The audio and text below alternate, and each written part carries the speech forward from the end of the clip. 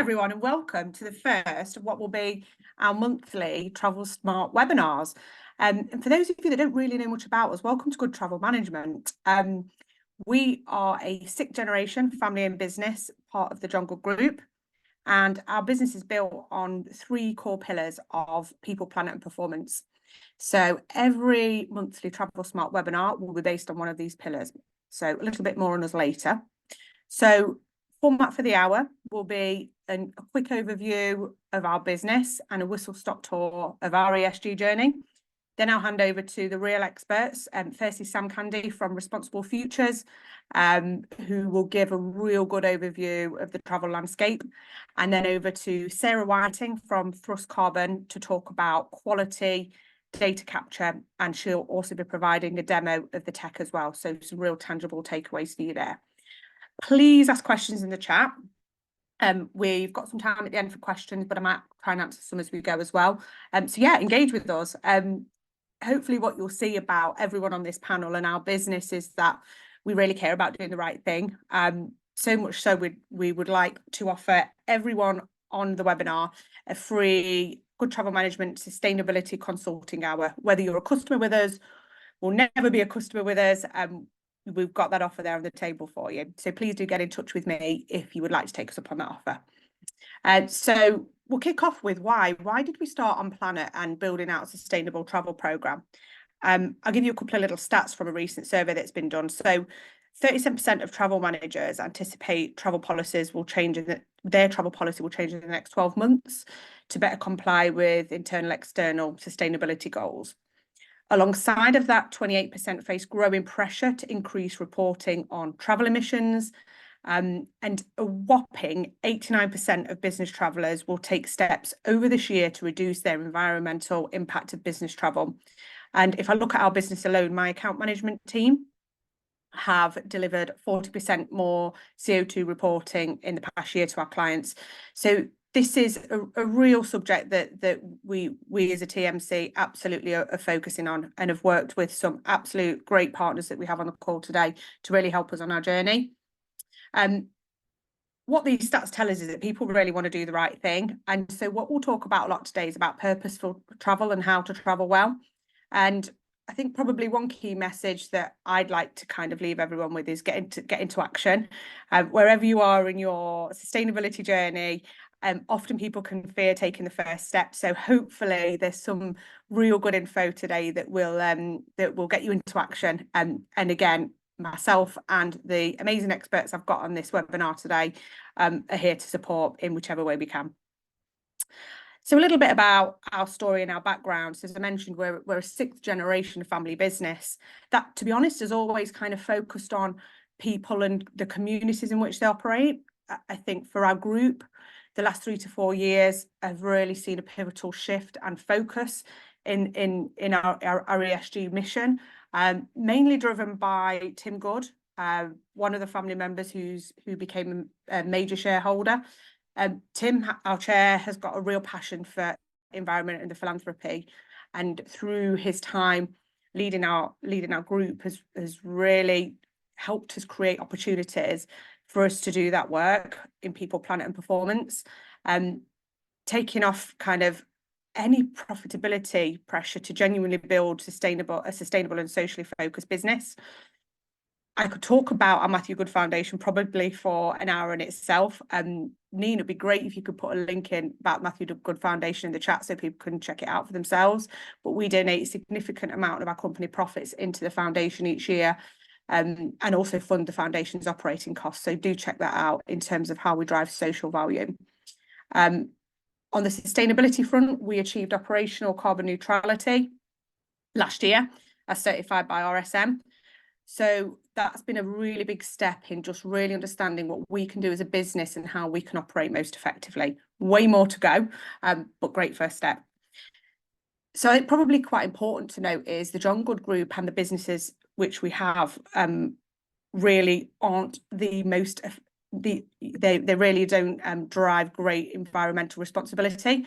So we're a small player in each of the groups, each of the businesses in which we operate. And I think there's real examples across each of our businesses on how the small changes can really make a lasting impact.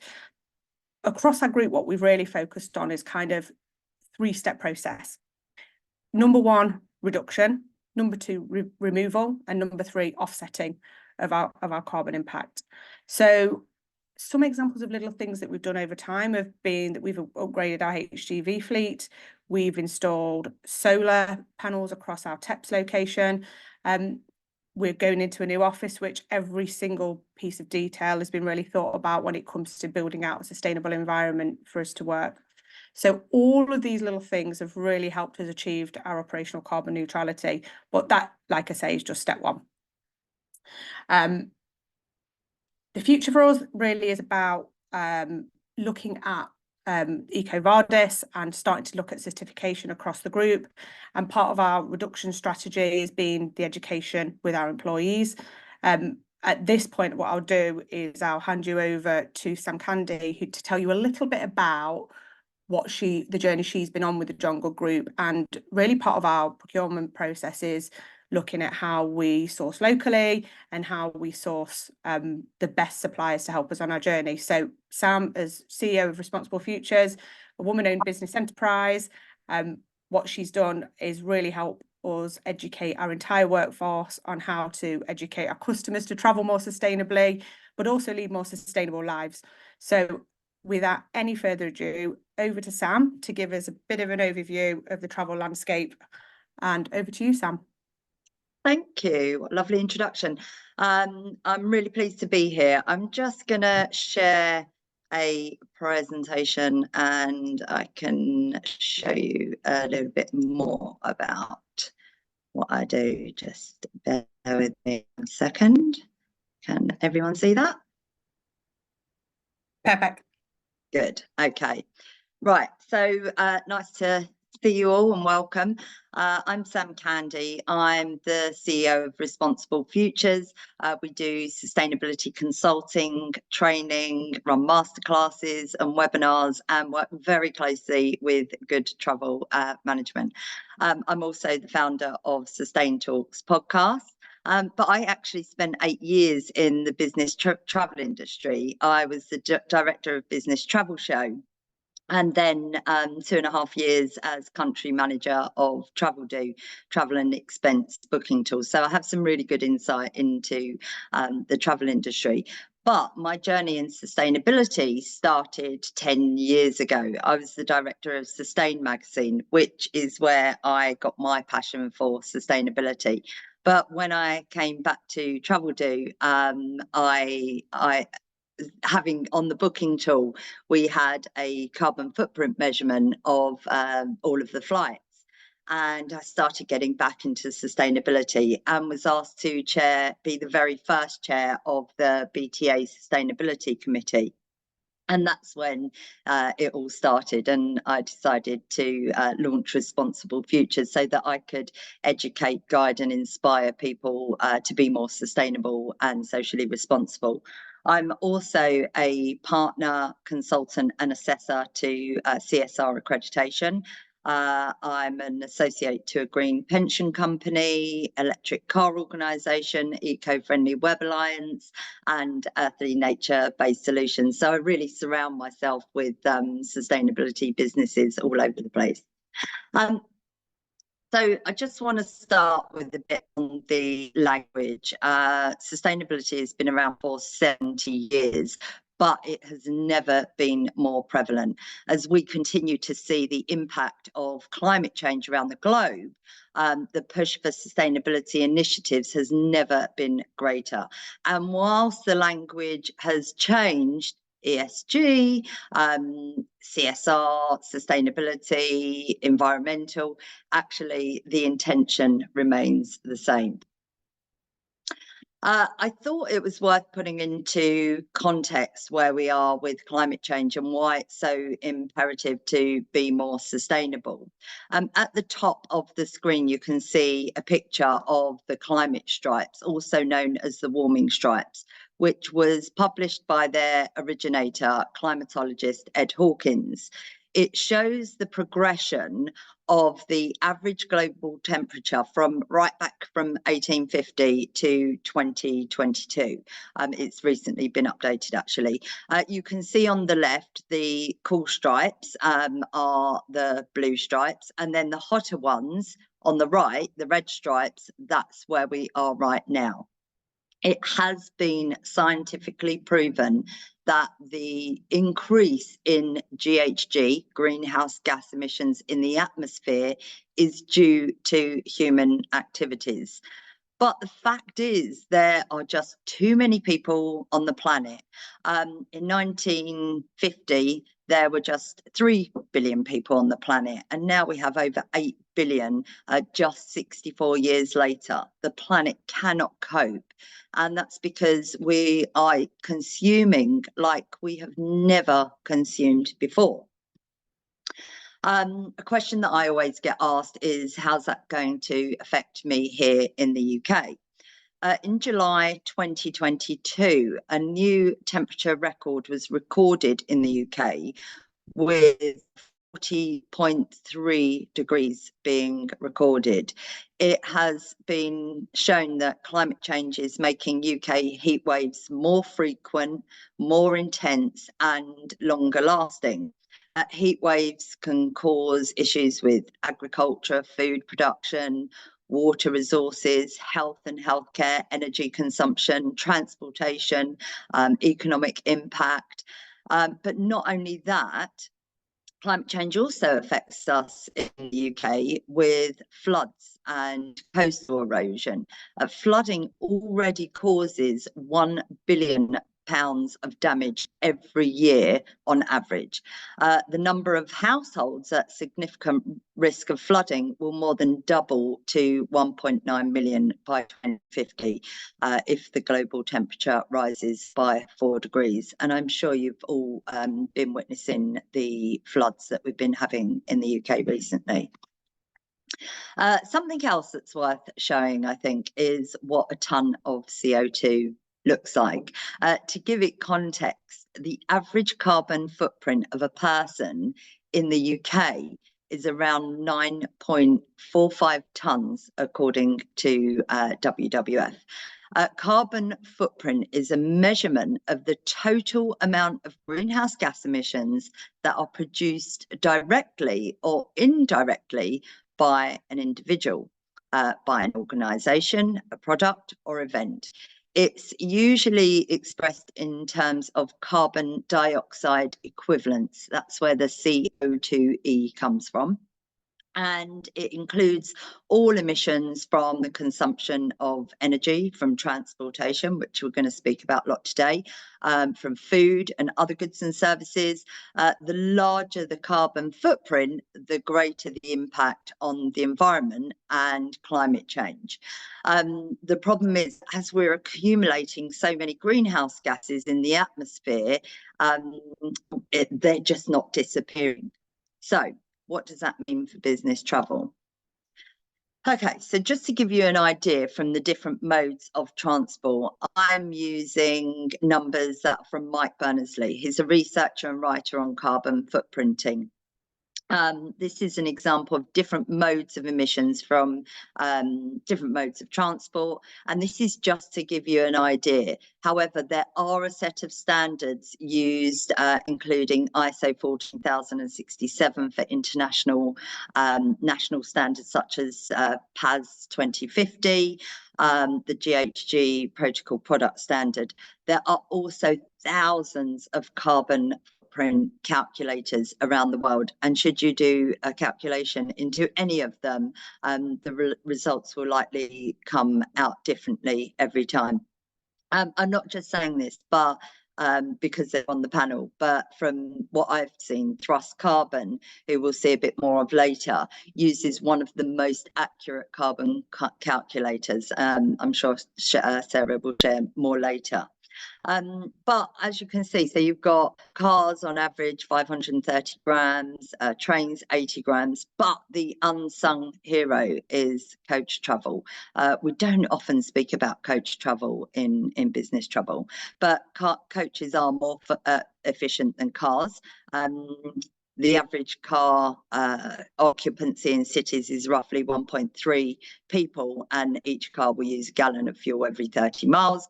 Coach occupancy is around 40, using a gallon of fuel every 10 miles. So it's worth considering coaches. But also very interesting when you look at Eurostar, especially versus flying. You can find this on the Eurostar website, but a trip to Amsterdam, I know that that route is going to be held off as they make some extensions, but a trip to Amsterdam done by rail is 7 times less emissions than taking a flight. So you can see how beneficial it is to a company that's trying to reduce their business travel emissions, what a difference it can make. Moving on to hotels and accommodation, what does a sustainable hotel look like? So typically it uses renewable energy. They have motion sensor lighting and LED light bulbs. They don't use any single-use plastic. They have a recycling scheme. They produce their own food or procure locally. They have a menu rather than a buffet to reduce waste. They have a good selection of vegetarian and vegan dishes, and they encourage guests to reuse their towels and bedding. But you should also look to see if they have accreditations. BREEAM is the Green Building Accreditation. They also, you'll see on their websites that they support local community and they promote sustainability and social responsibility on their website. You should be looking to see that they have a clear net zero plan that you can see. So you don't just want to say, you know, if they're saying we're going to get to net zero by 2050, you want to see the details of that. They also hold accreditations like ISO, B Corp, is EcoVadis, as Laura mentioned earlier. ISO 21401 is the tourism related ISO that they've signed up to the SBTI, Science Based Target Initiative, or they hold accreditations from GSTC, Green Gauge, from EarthCheck, from Green Globe or Green Key. When it comes to accommodation, your choice can really vary. You can see here that a hotel, a 75-kilogram hotel, a luxury hotel with no eco credentials, although I'm sure most of them have some, most luxury hotels, their carbon footprint is much higher, and that's 75 kilograms. Moving to a hotel with average eco credentials, you're looking at 30 grams, and then a nice hotel that really takes its footprint seriously, it's 3 kilograms. For longer stays, it's worth looking at serviced apartments, because typically you can lower your footprint by up to around 50%. On average, they have a lower impact due to their size, energy and usage. If you think apartments will come with a fully equipped kitchen, reducing the need for energy intensive industrial kitchens. And in hotels, you know, they've got giant lobbies and giant restaurants and pools and spas. Moving on to flights. So here I've taken a trip from London to New York. I used a very quick Google search. Google uses the European Environmental Agency emission estimates. But again, if you check with Thrust Carbon, I know that their flights are particularly accurate. But the difference in different carriers, they've got different carriers here. It's the aircraft model, it's the load factor, direct routes versus layovers, altitude and routing, fuel efficiency practices, aircraft maintenance, technology and innovation, air traffic control efficiency, ground operations. These can all affect the different emissions on your flight. So, you know, from an economy flight, you could be looking at a difference of 400 kilograms in emissions, depending on the flight that you choose. And these flights, they're around the same time, but you know, you can see that there's a difference in the distance that they've taken there. It is going to reduce your emissions a hell of a lot if you choose economy over business, as you can see. Oh, sorry. There, okay. And this is an extreme here, and just to show you an example, and again, just to remind you that if you think that the average carbon footprint of a person in the UK is 9.45 tonnes, taking one business flight to Hong Kong return is going to wipe out that annual footprint. So it's really, really worth looking at that, you know, maybe finding people that are based in those countries that you're regularly visiting. There's a lot of talk around sustainable aviation fuel in the business travel industry.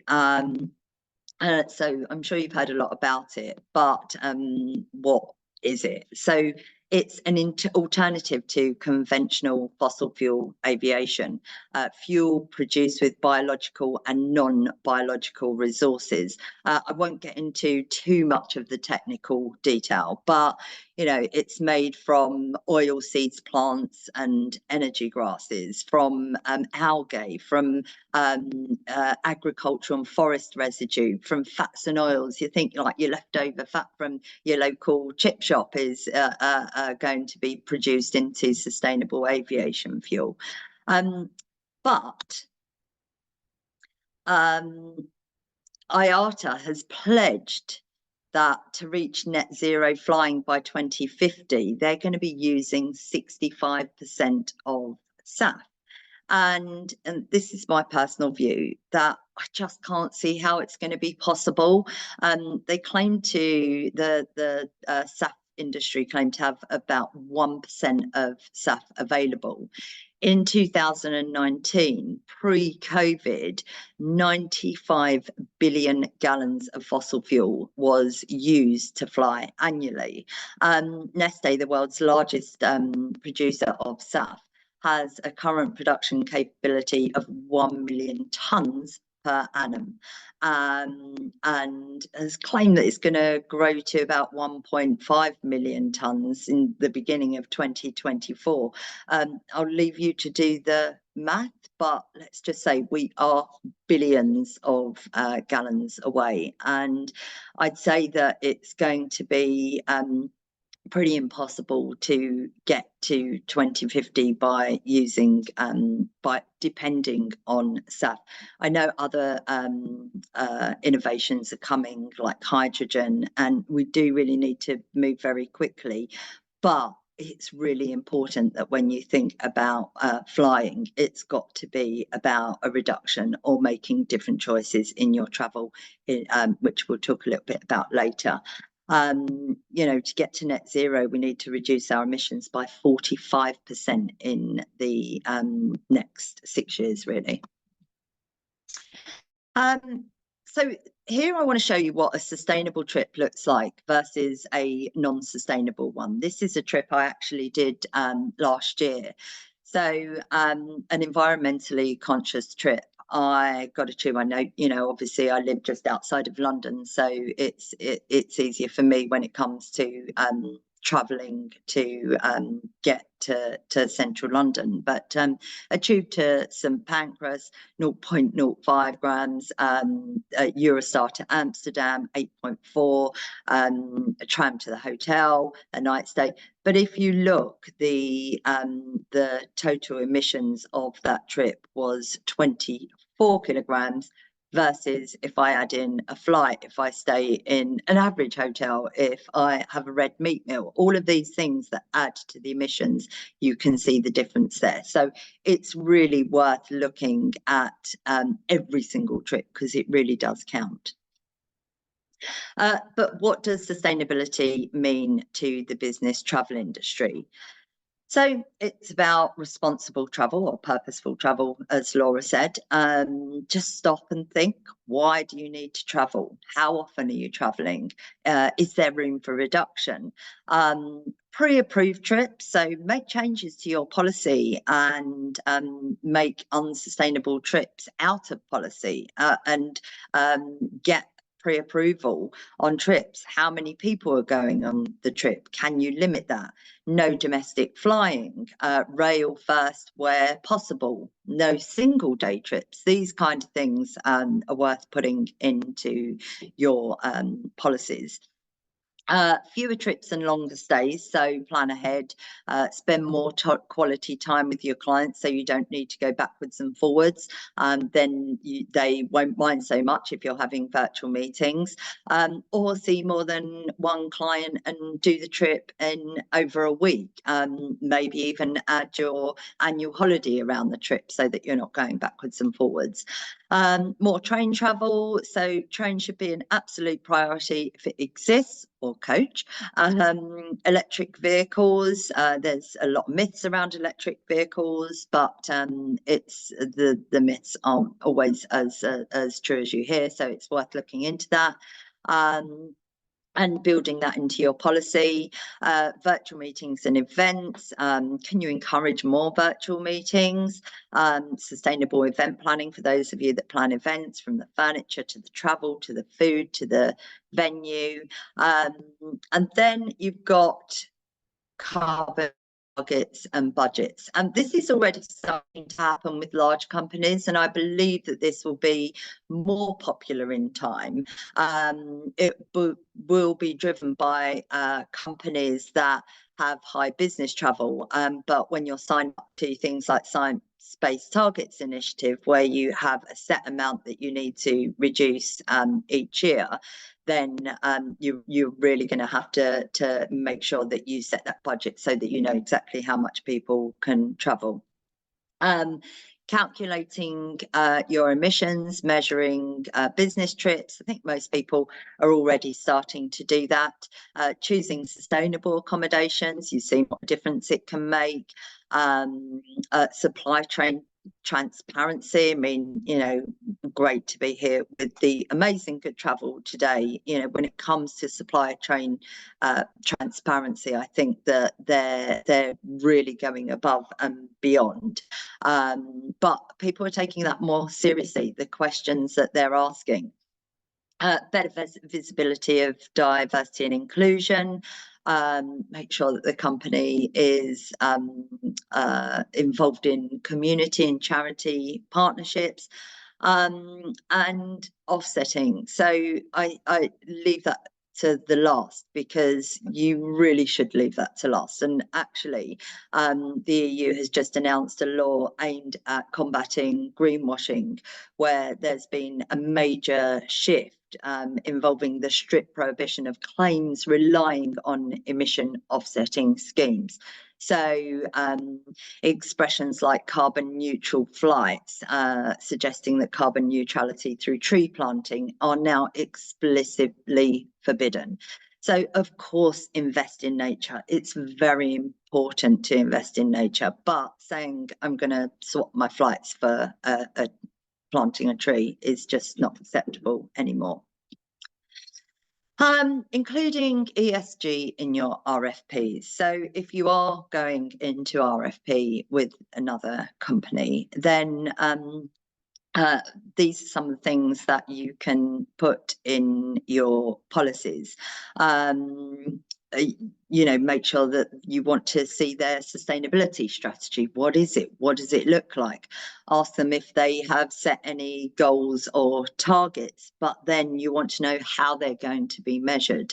Ask how your organisation will be able to support in reaching those goals and targets. You want to see their accreditations, and do they have any awards specific to sustainability? You want to see how they demonstrate social value through the use of social enterprise and their commitment to sustainability. You want to see their environmental footprint, and how that relates to what you do, and also how they monitor and measure the social value. You want to see their accreditations as well. As I mentioned before, there are hundreds of sustainability accreditations, but some that you should be looking out for, as I mentioned, ISO, B Corp, EcoVadis, Science-Based Targets Initiative.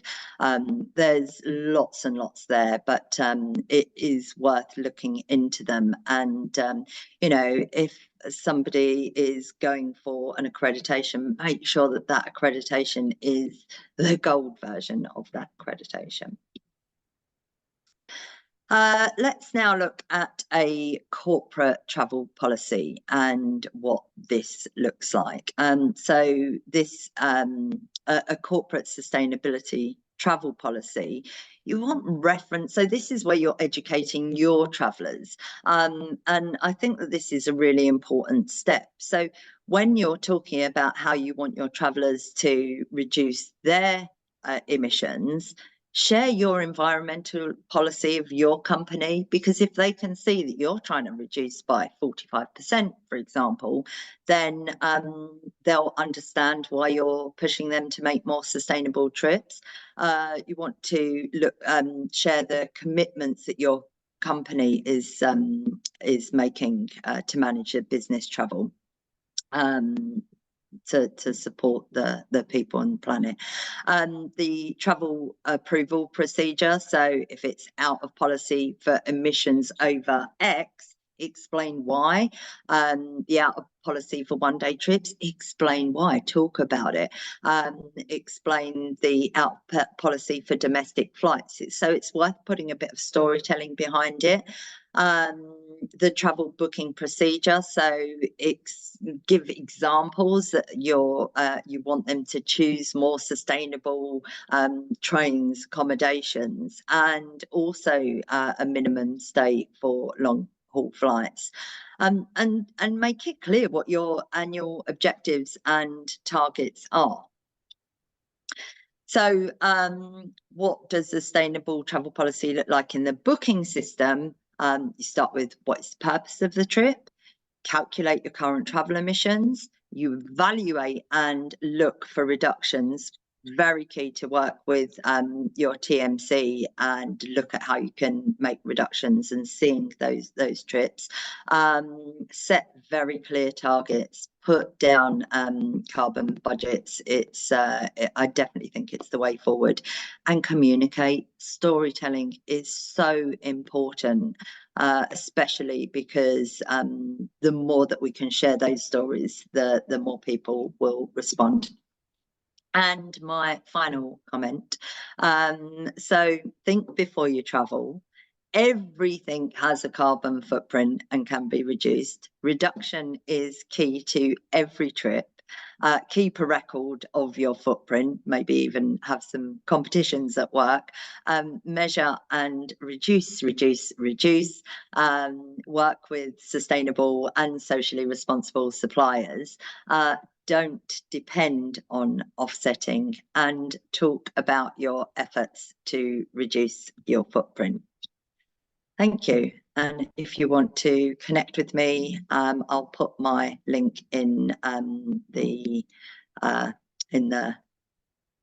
comments for you to join me. Awesome. Thanks, Sam. What a lovely, lovely overview. And kind of as we're going through Sam's slides, I was kind of thinking about our customers and a lot of the people that are on this webinar that maybe have sustainability within their wheelhouse, in addition with the day job and everything else that comes within, you know, having an operational role within a business, whether that's office managers, PAs, EAs, procurement. And so I think it can be quite overwhelming. So hopefully what I'm going to do is just tie this up a little bit in terms of looking at the support that we offer to our clients from a consultancy perspective before we go into Sarah to show you some actual ways that you can really manage your carbon data. So three-pronged attack is how we talk to our customers in terms of how to really build out a sustainable travel program. Number one, control. That starts with your travel policy. again, what we're going to give in the e-goodie bag at the end is a sample policy that might just help you start to model out the travel policy for your own business. So travel policy, absolute number one step. And again, we're here to help on that front.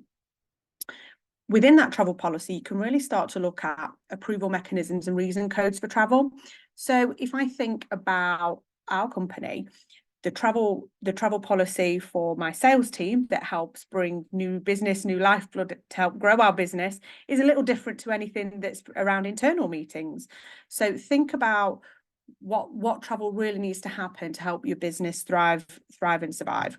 So within all of our booking ecosystem, approval mechanisms can be built in along with reason codes. So you can start to really look at why people are traveling. On the back of that, carbon budgets, great way to really look, and you might build out your carbon budget so it's different per department, as I just mentioned. So that can be a good way. So you're monitoring each department on carbon rather than cost. What we're generally seeing happen with our customers is that they're spending the same amount on travel, but it's made up very differently. So they'll do fewer trips for longer stays. So they'll fit in more into each business trip. Fee structure. So something that we're doing with some clients at the minute that are taking this super seriously, which I absolutely love, is carbon fee structure. So instead of giving you a boring old transaction fee, we're giving you a fee based on your carbon emissions. Really quite cool. Finally, under control is decision making. So once you've built out your travel policy and approval codes and reason codes that flow through the entirety of your booking ecosystem, that then should enable the end user to make the right decision. And again, if you're capturing the right kind of reason codes, decision making will then start to make people think about the kind of trips that they take. So we've got a control in place. The second prong of the attack is review. So understand from a senior perspective across your organization what sustainability frameworks you're working towards. What is that, and what does that look like, and how do you need to capture your CO2 data? Brings me on to data capture, absolutely vital. And if there's one takeaway from this webinar, get some control of your carbon data capture. And I won't steal Sarah's thunder on that piece. Once you've got your data, you can then start to look at scenario modelling. So this has been quite cool for some of our clients, especially, some real quick wins for a lot of our customers around, if they're travelling a lot around Europe, we've built in full European rail into our online booking tools. So real simple point-to-point European trips can be done by train instead. And we're big advocates of that. So once you've got your data, we can really start playing out different scenarios and how you model those out. Also, what you can then do on the back of good data is really analyse your supply base. The tips that Sam has, along with the data that Thrust Carbon can provide, can really give you some good analysis on how to choose the right suppliers to drive sustainable travel practices in your organisation. And finally, the mitigate piece. So there's a whole thing to do around education with your travellers, and this can be quite a challenge for some of our customers. And some of our customers I talked to in particular, a lot of their business travellers are real senior people in the organisation that may have a real appetite for change, or actually none at all. They've travelled on the same carriers in premium cabins their entire careers, and that's the way they want to stay. So it's really trying to look at an educational programme across your travelling community to look at where are your quick wins, what might be your longer wins, and build out a programme. And again, your TMC, whether that's us or someone else, we should be able to help you with that. Behavioural change should then come on the back of it. So that's thinking about suppliers, thinking about tying a couple of meetings up in one day or a couple of days, elongating your trip to fit more in. That behaviour change will come over time after you've built out your education plan. And finally, Sam touched on offsetting. Travel still needs to happen, and for a lot of businesses to help them thrive and survive. So there is a whole offsetting shop that we use within Thrust Carbon. So it's a real good library with good options in there to look at offsetting. If you want to take it super seriously, we also have customers that look at carbon removal. So that's with a company that we use called Curate. That gives you even better opportunity to not just offset, but remove carbon from the atmosphere. So that would be my little quick step of where to really start, I suppose. So without further ado, I'm going to hand on to Sarah. And when I started working with Thrust Carbon, I'm really trying to get my head around how do you control, measure, manage your carbon data. And this slide for me was just the silver bullet of me just getting it. So what you'll see down here is how Thrust Carbon calculate carbon data. And if we look particularly at the air piece, not only are they looking at the aircraft type for every flight, they're looking at load factors, they're looking at class, they're looking at cabin configuration.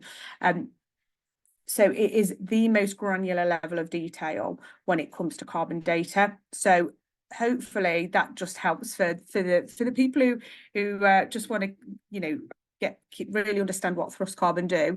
This slide for me really made me understand why Thrust Carbon and why their carbon data versus anybody else out in the marketplace. So I hope that helps and tees you up, Sarah, to take it from here.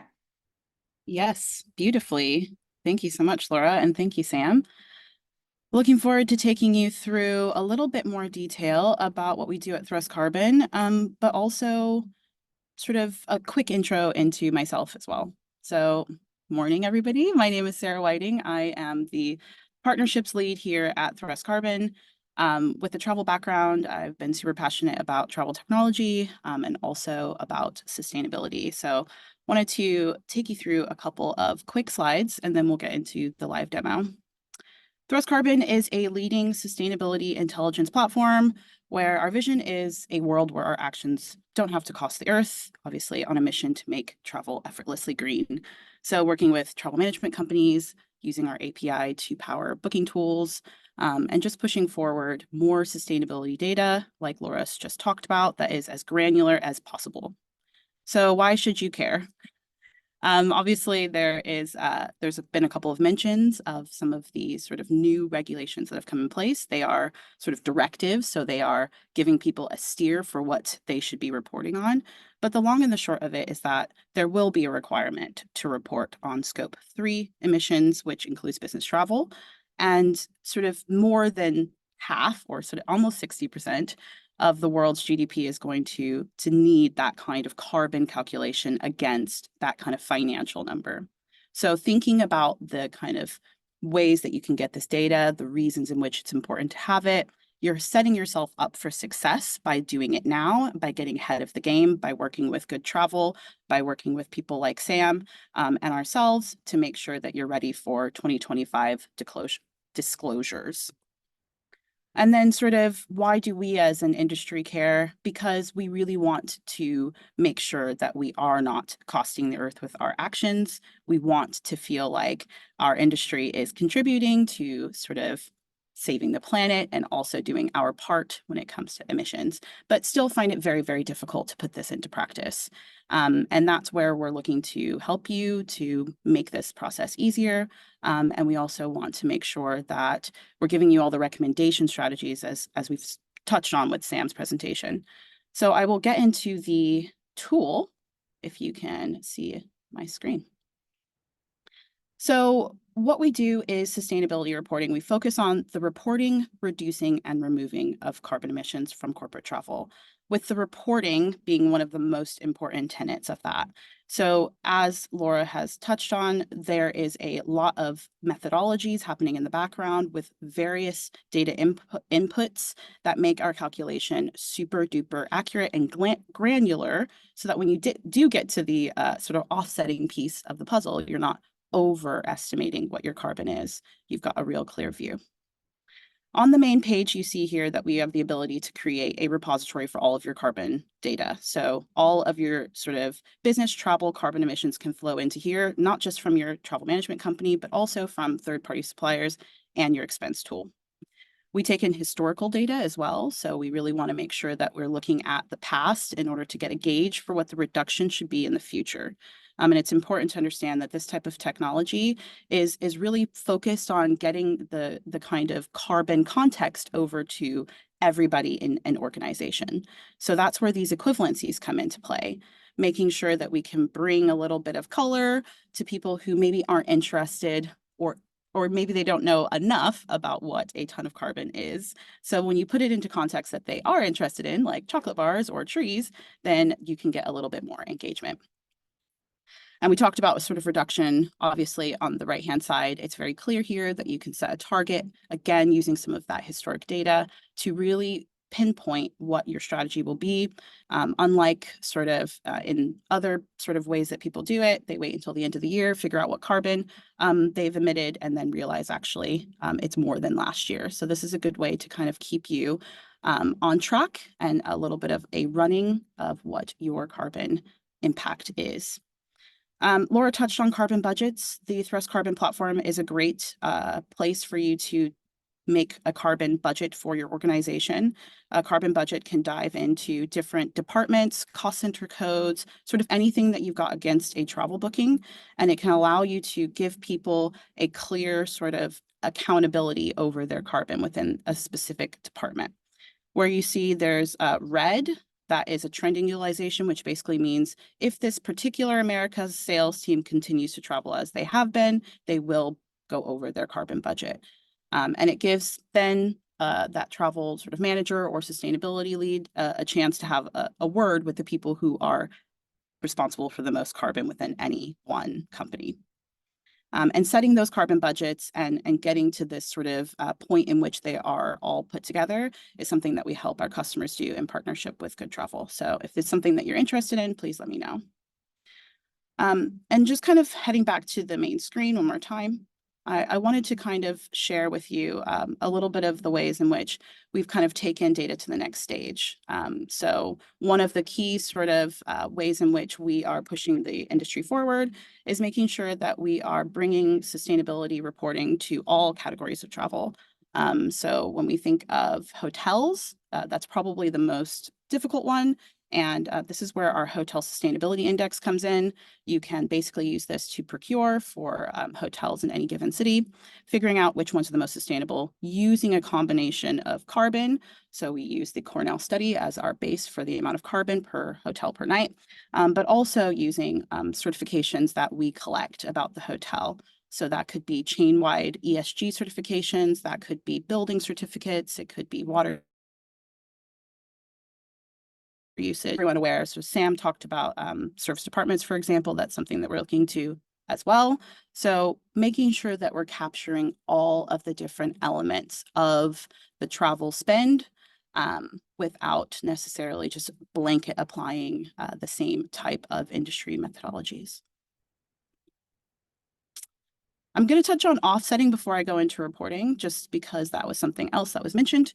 In the tool, you're able to offset whether it's a big amount of carbon that you would like to offset, in which case we can go off and make sure that you get it from reputable suppliers, put together a proposal, or if it's a small set of carbon that you'd like to offset, you can do so within our platform. Laura touched on carbon removal. We are also in conversation with Curate. So that's something that we're looking at potentially bringing into the Thrust shop as well. But it just means that you can quickly and easily do some offsetting from within the platform. The last thing that I'll touch on is our reporting capabilities. So obviously, once all this data has come into one place, you have the ability to set your carbon budgets, your target for the year. Maybe you've done a little bit of offsetting. You then want to export all of this information. So as a CSV makes a lot of sense for people who are consuming their own data into platforms that you're using to then sort of visualize wider ESG data. Then you can kind of download the CSVs. You could also download a carbon budget CSV, so you have the data broken down by the budgets that you set at the beginning of the year. And then you have the ability to generate our impact reports. And this is where we really focus in on reduction strategies. So taking some of Sam's sort of recommendations about what you should be doing while you're on your trip and applying them. You also have the ability to look at some overview data versus full data versus carbon budgets within this report. But I'm going to take you through the full report. And this is looking at your sort of company information. This can be kind of customized to you as well. And it gives you the ability, I'll just scroll in here. It gives you the ability to take your data and turn it into some key sort of insights, whether that is tracking your reduction schedule. You might have some sort of goal that you want to reach, or whether that's just looking at all of your segments by distance and understanding what that means when it comes to your travel policy. So I'm actually just kind of clicking through this quite quickly, but I wanted to take a moment to sort of stop on this one. Sam talked about cabin class policy. It's a good example. So if you recognize that sort of 16% of your flights are accounting for more than half of your emissions, you might want to think about potentially looking at your cabin class policy. And then on this page here, you see what the impact is of downgrading some of your long haul first class to long haul business. If you changed that reduction to a certain percentage, what would you save in tons of emissions? And the report goes on and on, really. It looks through your travel population, breaks down your long versus short haul travelers. And it also kind of takes into consideration how often these travelers are going. So how many of my travelers are frequent versus infrequent. And we don't take any personally identifiable information, but we do kind of anonymize your travelers in order to give you a top 25 highest emitting. This report then does go on to do lots of supplier sort of analysis. It talks through what suppliers are the most sustainable, which ones have signed up to investments in SAF, for example. And then also it goes into detail around where have you sort of traveled the most. Sam talked about the ability for you to combine trips. What are your top 25 repeated airports? Are you able to get people to combine their trips? So this is a real comprehensive way for you to take your sort of reduction strategy to the next level with data that you have specific to your program. And then, of course, you can look through ways to either switch from air to rail, eliminate same-day trips, combine them, or even change some of your travel policy. So it's a very, very sort of comprehensive report. It can be accessed by our platform via Good Travel. And it's one of the many tools within the platform that pushes forward the reporting, reduction, and removal of carbon emissions. That was a real whistle-stop tour. Obviously, feel free to ask any questions. And I just wanted to sort of end on this slide here, which has got all of our information, and I will hand it back to Laura to take us through that. Thanks, Sarah. And actually, we've got some great questions to get through in our remaining 8 minutes. So, ladies, take yourselves off mute because I'm going to come to both of you. So we'll start off with Prashil's question, actually, for you, Sarah. So the question is around how reliable is the data from this tool, as the data for the same sort of travel can be very different. Is there a way to simulate different scenarios? Yeah, so the reliability of the data in the tool is based on the reliability that goes into it, sort of good data in, good data out type stuff. When you talk about simulation of different things, that's kind of the next iteration of the tool. At the moment, it's simulating if you were to, for example, switch from air to rail, this is how much you would save. If you were to downgrade to a different cabin class, this is how much you would save. What would be great is if we could get to a point where it's like, what if I were to sort of toggle up and down the amount of segments I have in any particular cabin class, for example. So that's kind of the next iteration. But at the moment, we're doing recommendations based on what would happen if you did make those changes.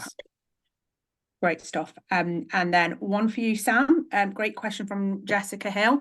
In a global travel program, how do you create a policy which appeals to both markets where there's low and high appetite for carbon reduction? What tips have you got around that? Education. Education is so important. As you know, Laura, we came in and did the training with the majority of the people in the company. And once you start with that education piece, then people realise what is going on, even, for example, with this webinar. So I think that education is important, but also storytelling, as I mentioned, like relating stories and how that's going to differentiate. Sarah showed those examples of what a trip it could look like, what a trip is versus this versus that. I think it's important to show that. That's why I always show things like the climate stripes, so you get people, and also relating it to what's happening in their lives, making sure it's relatable for the countries that they're in. Because if you're working, especially if you're working on a global travel program, you know, you've only got to have a look at the videos in Dubai at the moment of the crazy floods that they're having. Well, if you've got travellers in Dubai, they're going to be able to relate to that, or people that are going to those countries. So I think education, storytelling, training, and share information as much as you can. Well, Sam, like work out where are your quick wins, and what might be a longer term project to educate different kinds of travellers with different kinds of appetite in the organisation, right? Probably brings me on to another great question from Albina, that's about giving examples of reason codes to evaluate and capture the purposefulness of the trip. And I can probably take this one actually in terms of what we do with our customers right now. And I'll give you a bit of an example of, we work with a lot of law firms, and quite simply, the starting point for us when we're consulting with law firms is around what travel needs to happen for your business to survive and thrive. So for instance, in law firms, quite simply, it's case or it's matter. So the case travel is they have to go and travel to be in court to represent their customers in whatever case they're working on with them at the time. That's a piece of travel that is never going to go away and needs to happen and generates revenue for that business. That's so the case travel has a completely different policy and reason codes attached, versus the matter travel, which is all internal travel that's much more moved, sometimes virtually, which has, you know, different kinds of cabin. You know, a lot of the time with our lawyers, they'll be traveling to a case, and you know, they'll get off the plane and then have to go into court. So that will be a scenario where they want to travel business class because they want to sleep. So I think what we have to understand about, and I talk to my team quite a lot about this, is people travel for all different kinds of reasons in the business travel arena. Construction workers, lawyers, we've got a lot of fashion companies in which they need to go and source materials. So they have to go and be there to look at the quality of what they're purchasing. So I think it really is about starting at the beginning and going, what travel absolutely is fundamental to our business surviving and thriving, and building out the reason codes from there. So it becomes almost what do you need to do versus what's a nice to do, and working it from there. So hopefully that one helps. Yeah, I'd just add something to that. And another way of putting it is, you could have, you know, team meetings out of policy for flying. So you could have it split into team, you know, in-house meetings, current clients and new clients, because obviously for a new client, you're going to want to see them face to face. But for a current client, and actually speak to your clients, or get your people that are traveling to speak to their clients, because their clients will also be looking to get to net zero. If you have a conversation with them and you share your journey, they might say, look, you know, last year we asked you to see us 6 times a year. We've got a reduction plan. We've got to focus on our reduction. We're happy to see you 3 times, and 3 times virtually this year. So, you know, it's about working with them as well. But yeah, new clients, current clients, team meetings, you can put different policies as well. Thanks, Sam. So, and look at us, 2 minutes to spare. So just time to wrap up. There's another question in there about travel policy. What you'll all get as a thank you for attending our first of the Travel Smart webinars is an e-goodie bag. And in there, we've given you a sample travel policy. So that can give you a starting point and will hopefully help around that whole travel policy involvement. And like I say, for anyone that's joined the webinar, you are entitled to a free hour of consulting with my GTM consulting team to talk about anything related to sustainable travel program development. So my email's there. Pop me a line and we'll happily arrange some time. But I would love to say thank you to Sam. Sam, not only for today, but for all the work you've done with the John Good Group. You're continually educating us, so thank you. And also thanks to Sarah, who has really helped us get a handle on how we monitor and measure our carbon data and really help give our customers the absolute best advice in this space. So thank you. And Please keep tuned to next month. We've got an International Women's Day special. So that's all around our people of the People Planet Performance.